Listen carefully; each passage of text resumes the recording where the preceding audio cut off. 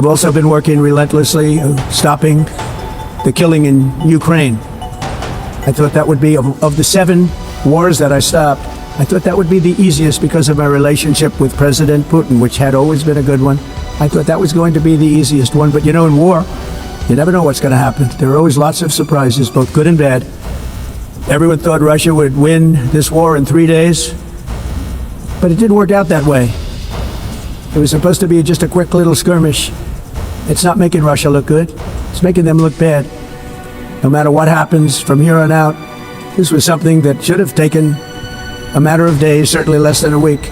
And they've been fighting for 3.5 years and killing anywhere from 5,000 to 7,000 young soldiers, mostly soldiers, on both sides, every single week, from 5,000 to 7,000 dead young people, and some in cities, much smaller numbers, where rockets are shot, where drones are dropped. This war would never have started if I were president. This was a war that should have never happened. It shows you what leadership is, what bad leadership can do to a country. Look what happened to the United States, and look where we are right now in just a short period of time. The only question now is how many more lives will be needlessly lost on both sides.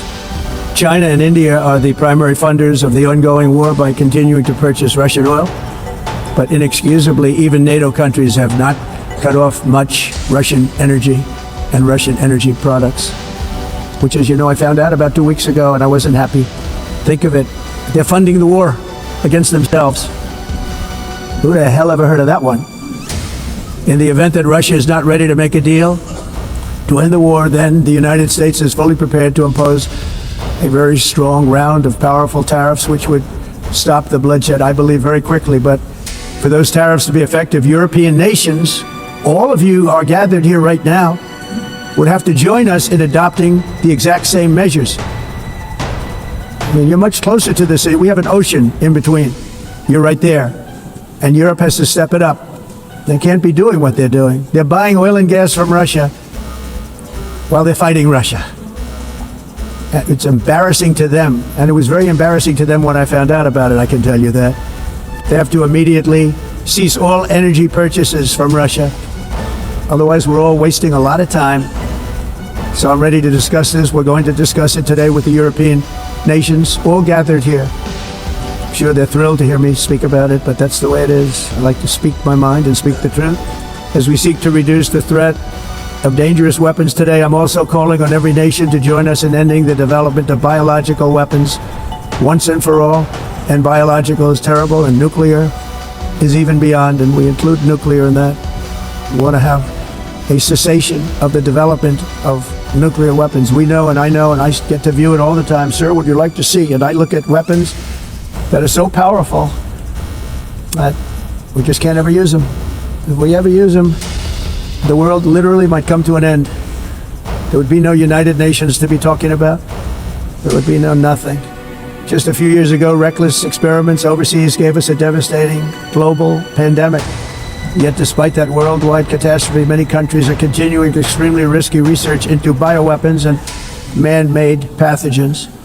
This is unbelievably dangerous. To prevent potential disasters, I'm announcing today that my administration will lead an international effort to enforce biological weapons convention, which is going to be meeting with the top leaders of the world by pioneering an AI verification system that everyone can trust. Hopefully the UN can play a constructive role, and it will also be one of the early projects under AI. Let's see how good it is, because a lot of people are saying it could be one of the great things ever, but it also can be dangerous, but it could be put to tremendous use and tremendous good, and this would be an example of that. Not only is the UN not solving the problems it should too often, it's actually creating new problems for us to solve. The best example is the #1 political issue of our time, the crisis of uncontrolled migration. It's uncontrolled. Your countries are being ruined. The United Nations is funding an assault on Western countries and their borders.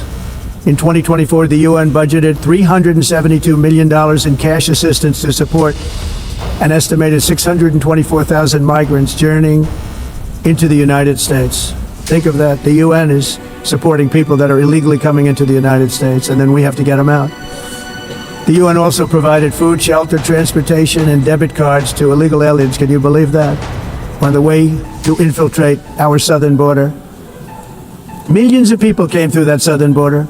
Just a year ago, millions and millions of people were pouring in, 25 million altogether over the 4 years of the incompetent Biden administration. And now we have it stopped, totally stopped. In fact, they're not even coming anymore because they know they can't get through. But what took place is totally unacceptable. The UN is supposed to stop invasions, not create them and not finance them. In the United States, we reject the idea that mass numbers of people from foreign lands can be permitted to travel halfway around the world, trample our borders, violate our sovereignty, cause unmitigated crime, and deplete our social safety net. We have reasserted that America belongs to the American people, and I encourage all countries to take their own stand in defense of their citizens as well. You have to do that because I see it. I'm not mentioning names, I see it, and I can call every single one of them out. You're destroying your countries. They're being destroyed. Europe is in serious trouble. They've been invaded by a force of illegal aliens like nobody's ever seen before. Illegal aliens are pouring into Europe. Nobody is ever, and nobody's doing anything to change it, to get them out. It's not sustainable. And because they choose to be politically correct, they're doing just absolutely nothing about it. And I have to say, I look at London where you have a terrible mayor, terrible mayor. And it's been so changed, so changed. Now they want to go to Sharia law. But you're in a different country. You can't do that.